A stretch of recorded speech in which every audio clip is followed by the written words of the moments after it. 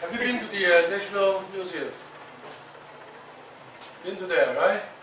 It's magnificent. I think if you haven't been there yet, you should go there at least once while you are staying in Taiwan.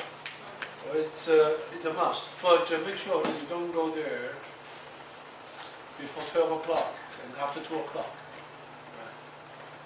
Only this hour, between 12 and 2, the tourist is supposed to have a lunch break, and it's the best time now. Remember, say, 10 years ago, hardly anyone would like to go to the museum. And you can enjoy every single items peacefully. But nowadays, it's just like a railway station, like a bus station.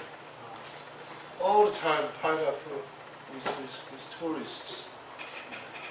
So it's almost impossible to see anything in peace.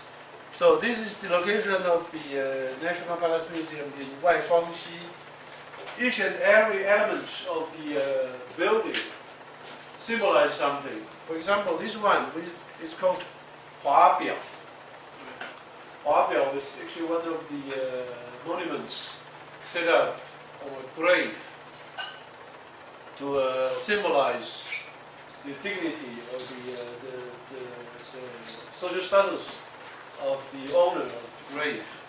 And this element is very important.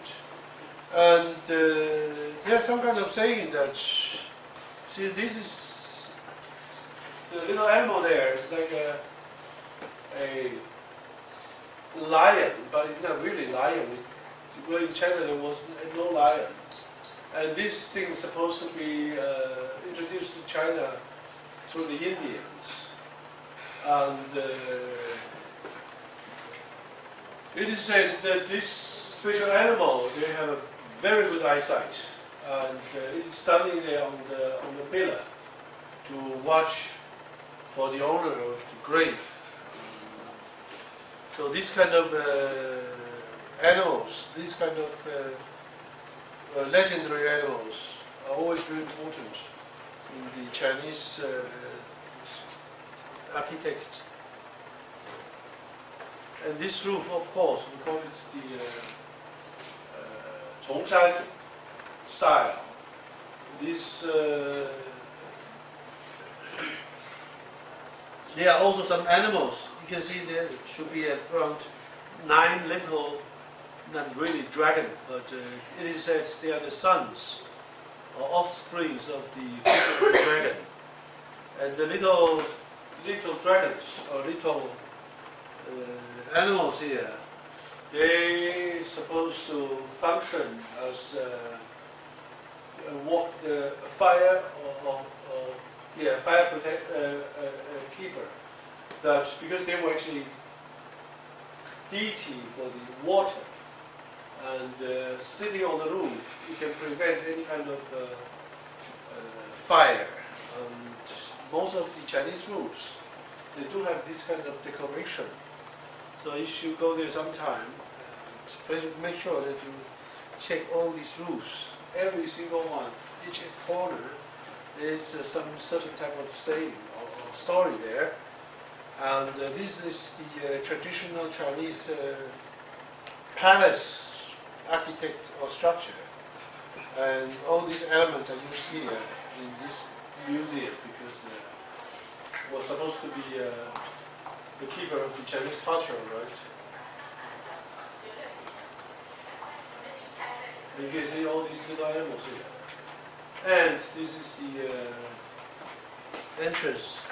It has been built and built. So, it experienced 3 major expansion jobs, and the last one was actually 2007. And the capacity is not really much bigger, but people believe that this structure here should not be changed again. And what we saw was actually the displaying room. All the warehouse, all the safe are actually in the hill, right? So it's actually no single person would have any interest to the storage there.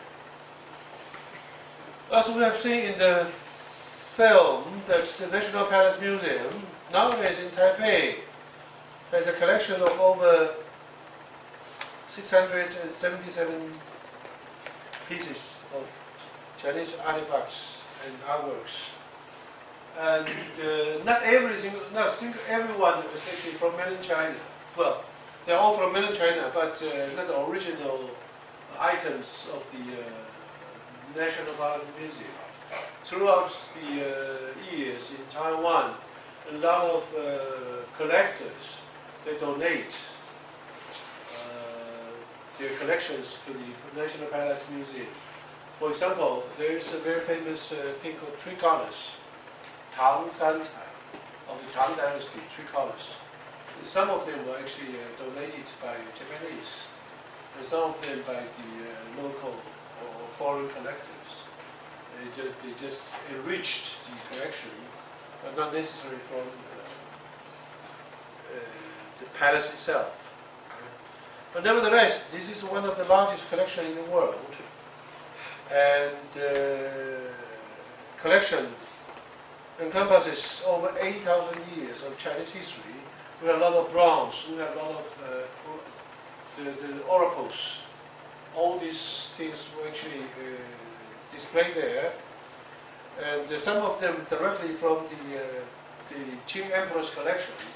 Some of them were added to it after the after the founding of the Republic.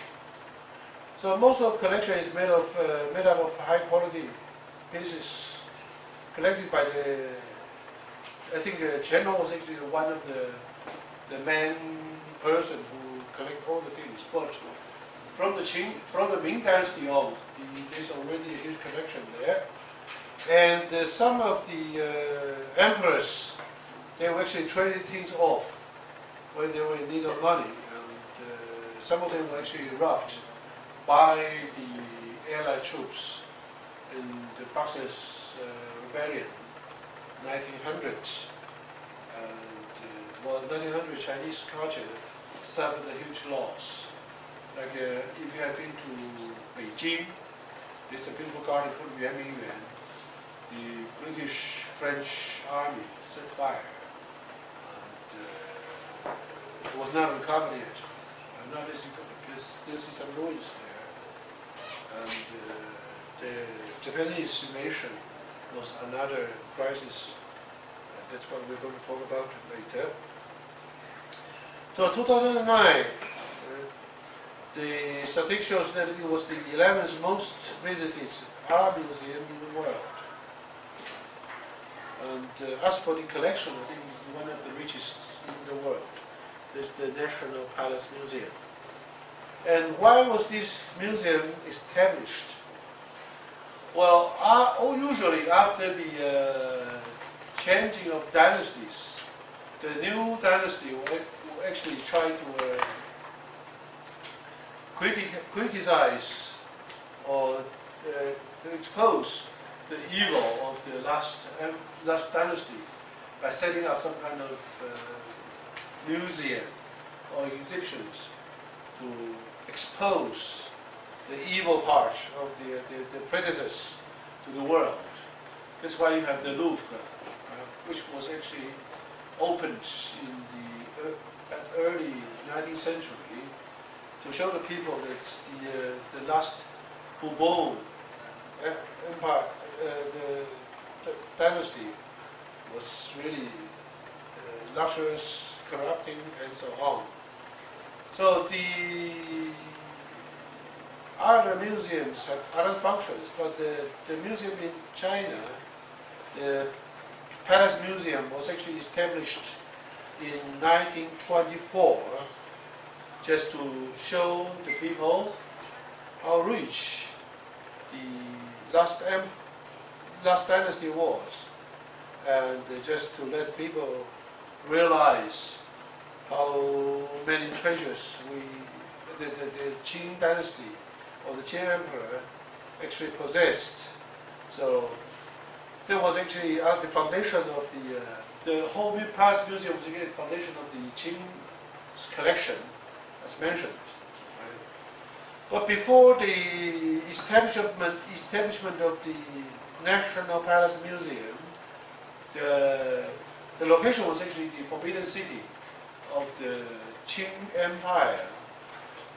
When the Qing dynasty was overthrown in 1911 by the Republicans, there was actually an agreement between the emperor, the throned emperor and the Republican government to allow the throned emperor, WHEI, to stay in the palace for as long as he remains.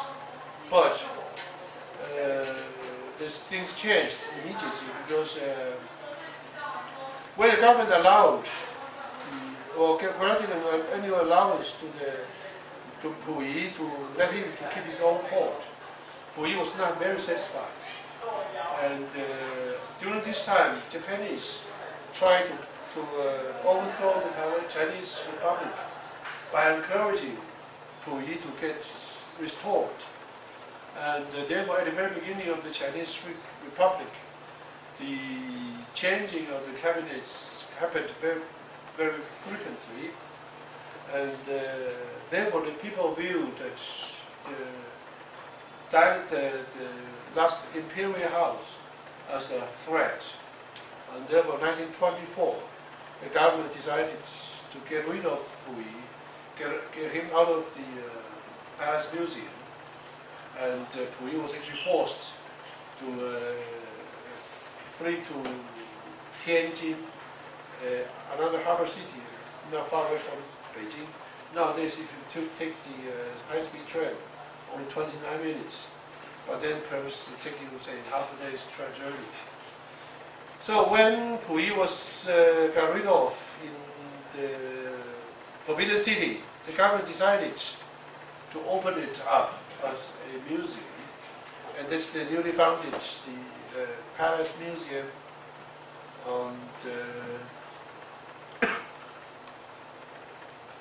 that stage, the building and the structure of the Palace Museum or the Forbidden City was still intact. There was actually the Forbidden City. The picture was taken around 1900. Right. I think it was taken by a German. And as you can see, that it's actually the picture is actually taken from the Jingshan. There's a park now. Goes down to the. I think it was no southbound, right? That's the museum. And that was actually the Baohe Temple or Baohe Court of the palace, one of the center of the palace. Usually the emperor sits here, and his courtiers, the ministers, will be standing around. As you can see, that in the whole court, there's only one seat available for the emperor, and the others should be standing or if not kneeling down. So the Palace Museum was actually, or the place, the Forbidden City was actually established, say, 500 years ago in the Ming Dynasty. The place, Beijing or Beiping, was actually a new name. When the Mongols set up a dynasty in China, this was actually called Dadu, the big city, or the capital city, was made of mud, made of regular thatch roof houses, because for the Yuan dynasty, the Mongols, they would rather stay in tents, and there was not really a proper construction of the city. Only when Ming dynasty started, when Ming Chengzu became the emperor of the Ming dynasty, he ordered the construction of the Forbidden City of the Beijing. Now it's the Beijing city, and therefore the Beijing city is only a short history of 500 years old. And the Ming Dynasty, throughout the Ming Dynasty and Qing dynasties, the emperors ruled from the palace. And for the Ming Dynasty, the emperors will only stay in Beijing itself. But in the Qing Dynasty, the emperor would much rather to stay somewhere else, not in Beijing, because it's too hot in Beijing, and you know about the dust storm and so on. The Qing emperors would prefer to stay in Chengdu. But as you know, that the whole government resides in the Beijing in the city, so it attracts capitals as well as much business to Beijing. Therefore, Beijing became one of the most important cities in China and attracted a huge population there.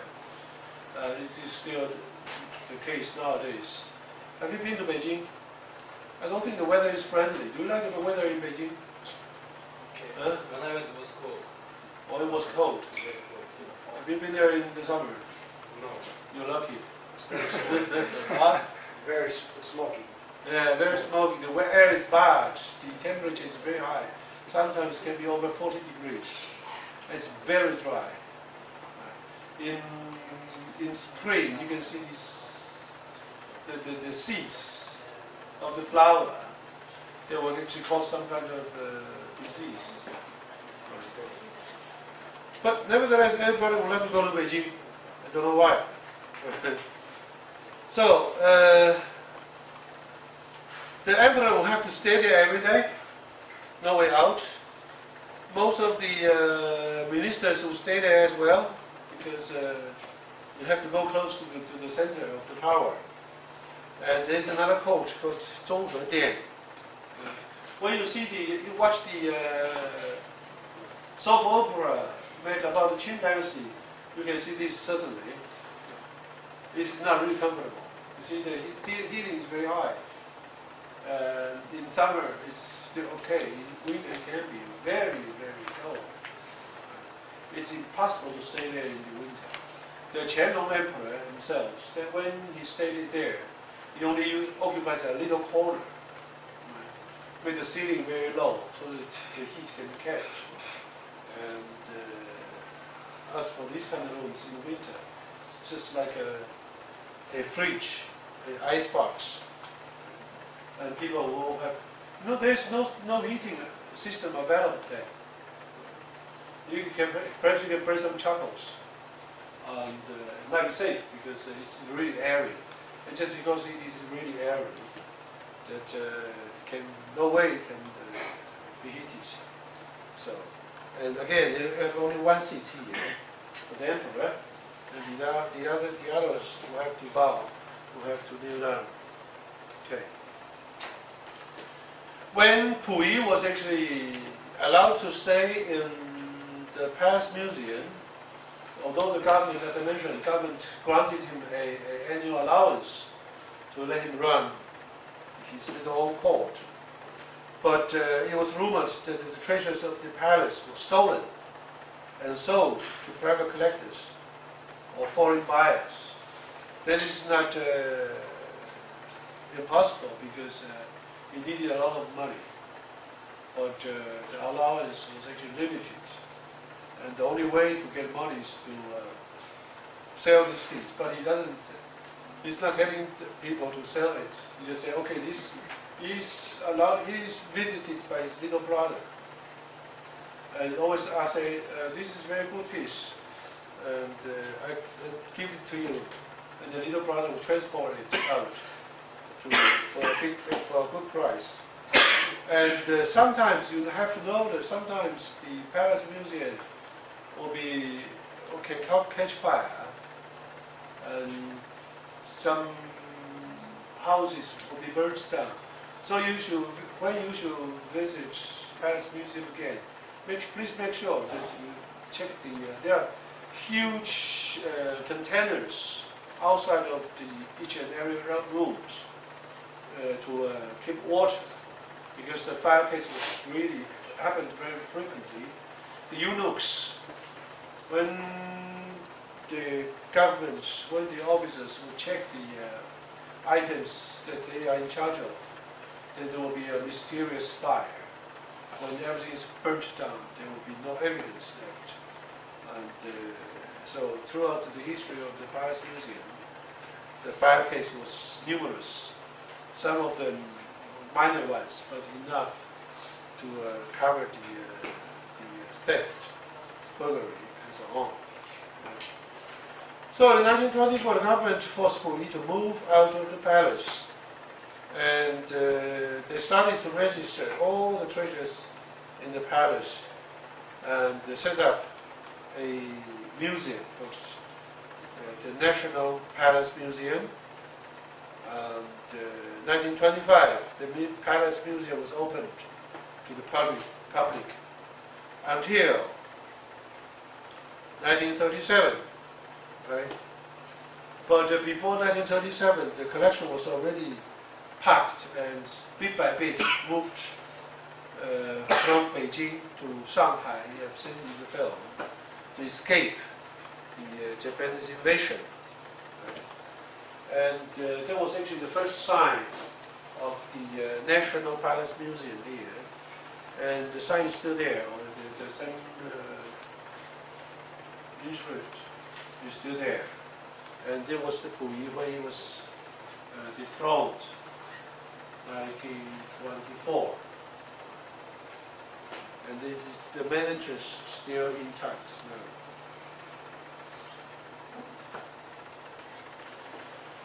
So the Japanese started to invade China, and the first sign was actually the Mukden incident. Mukden is the Manchurian for Shenyang.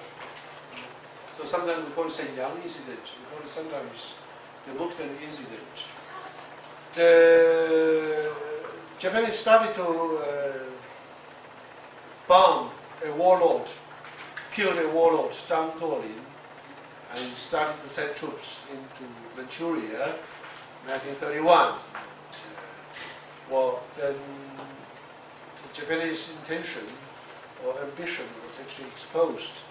So Chiang Kai-shek ordered the museum to move. And as you can see in this picture, it was very famous. The Japanese army in Shenyang entered Shenyang. Okay, so Japanese army attacked Shenyang, and the whole of Manchuria soon fell under Japanese control. So the Chinese government realized that Japanese troops will soon move to the southwards to Beijing, and therefore the Palace Museum should immediately be transferred to somewhere safe. So they started a project to catalyze, register the treasures. The best of the pieces were to be moved to a safer place. Only a year ago, 2 years ago, there was actually a joint exhibition of Yongzheng Emperor in Taipei Museum, in Taipei Palace Museum. Some of the big paintings of the Yongzheng Emperor was actually a landing base shipped from mainland China to Taiwan, from Beijing to Taiwan for the exhibition. So I asked one of the functionaries, I said, do you not have enough paintings of the emperors? Then she told me that, there were more than enough paintings of the emperors in Pugong, in the Palace Museum in Beijing. But it's not worthwhile to take these things. He just told me that when you are trying to move houses, or when the house is actually burning down, what do you take? Of course, the most important ones. So therefore, there was already a assess or a valuation which should be taken in which case. Right? Just like a case of the outbreak of war, then the most important, the cream of the cream, will have to be moved, and the other will be left. So whatever was left of mainland China in Beijing was actually not a very important thing. There's another very interesting thing. There's a huge ding. Things made of bronze can be very, very heavy. When Chiang Kai-shek decided to move to Taiwan, 1948, the end of 1948. A lot of things were actually packed and loaded to an airplane to be shipped over. And there was a huge dig left in the airport because it was too heavy. And they didn't even have time to bring it back to Nanjing. So it was actually left in the airport. Now you can see how urgent it was. But this team actually moved from Beijing to Shanghai to Nanjing to Sichuan, all over China, and was actually left in the airport. And it is said that this thing was actually weighs nearly a ton, 700-800 kilograms. So some things can be very, very heavy and not worthwhile. So 1934, when Japanese entered the Great War, the evacuation plans began. Nearly 20,000 crates of museum pieces were shipped to Shanghai. You have seen it from the footage. And they started to build a new museum in Nanjing. The reason was actually Nanjing was actually the capital of the Republic. And they chose a temple, used the site of the temple, try to rebuild it, and made it as the location for the treasures in the Palace Museum. And this is actually the temple. It's called CHOU Temple.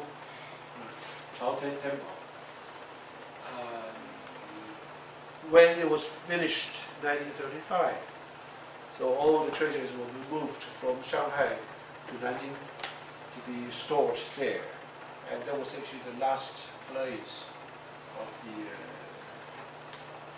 the Palace Museum of mainland China. And nowadays, the Palace Museum in Nanjing are still kept as a museum, but not anymore the National Palace Museum, but it's the museum for Nanjing City. Okay. With the outbreak of the Sino-Japanese War in 1937, Nanjing was exposed to the Japanese invasion.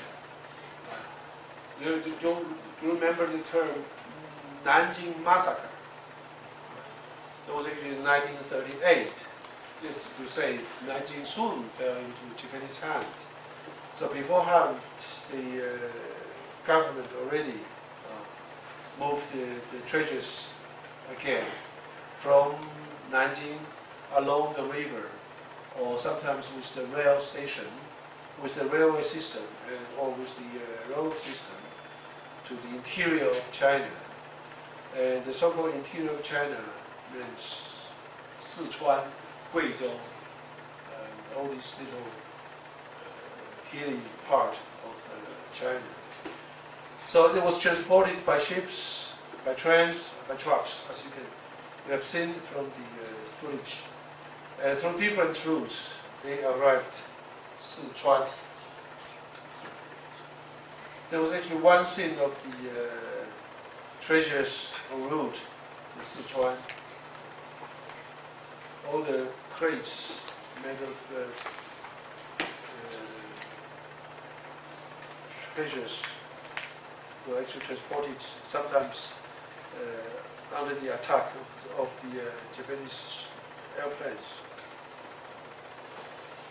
When they arrive, they have to be checked, examined, and report says that occasionally one or two pieces suffer, crack, but I think most of the treasures were actually intact. A lot of cases, containers were handmade. As you can see, that nowadays the Chinese still have this kind of technique. They can put a vase sitting properly in the box, and they can actually travel miles without any problem. These are all the crates, as you can see.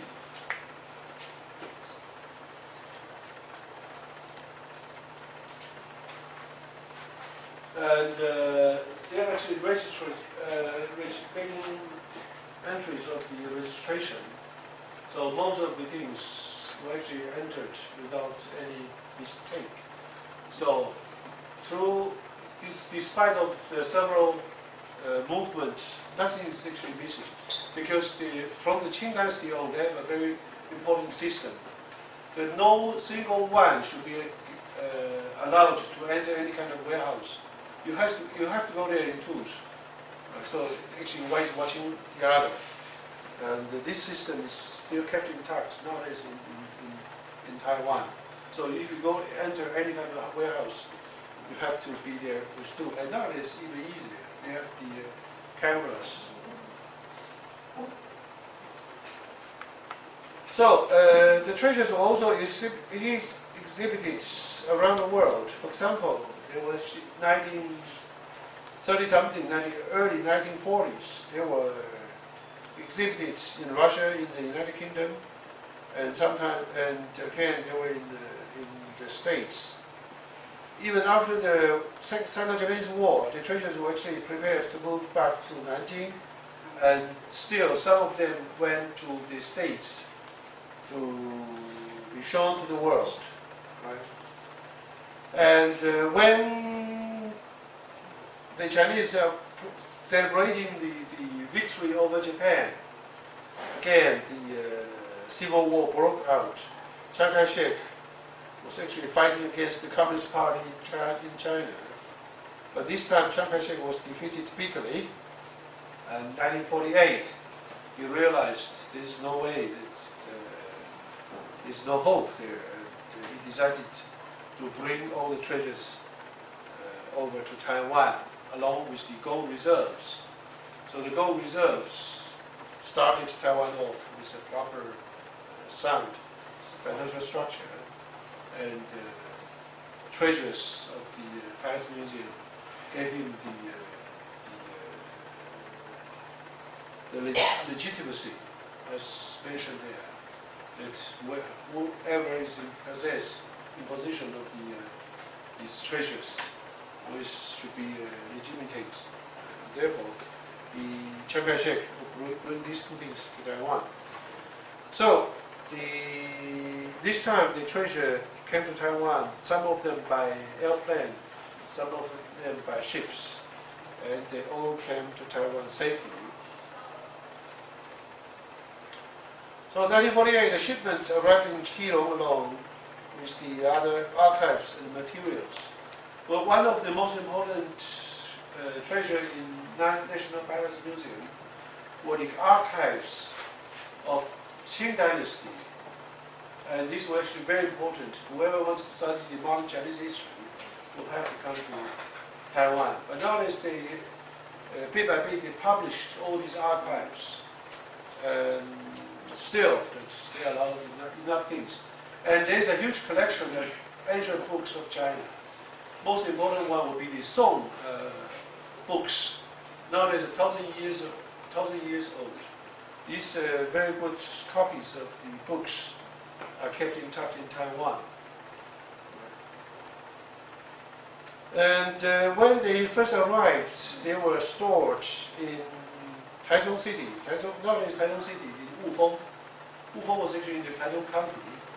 There were a lot of warehouses from the sugar refinery, from the sugar factory. And the idea, the weather there in Taichung was actually fine.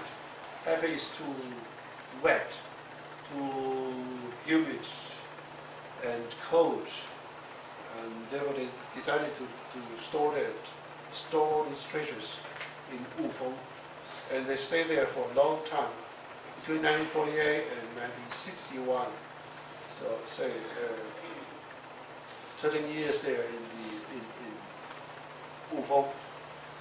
So in 1957, then because of the necessity for teaching or for study, they set up a little display room in Wufeng. The history department of National Taiwan University will have a proper class or courses on the Chinese treasure or on the Chinese art. Then the student will have to go there to Wufeng for some sightseeing to check the genuine peace. And therefore they say, okay, how about, it's about time that we should set up a proper museum in Taipei. So with the help of the American government, then the building of Wubong started in Taipei. Shall we take 10 minutes break?